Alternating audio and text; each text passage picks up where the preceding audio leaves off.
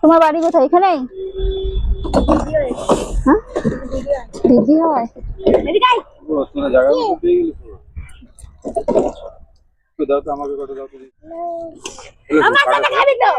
এবার অন্যদিন যখন না, আমি ওকে দিয়ে এসছি ওখানে, ও খেয়েছে আমার কাছে, আমি ভাত দিয়ে এসছি ওকে।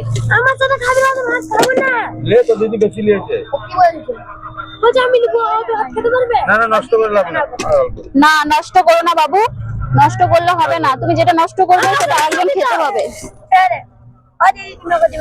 দিবে না না, দিবে না।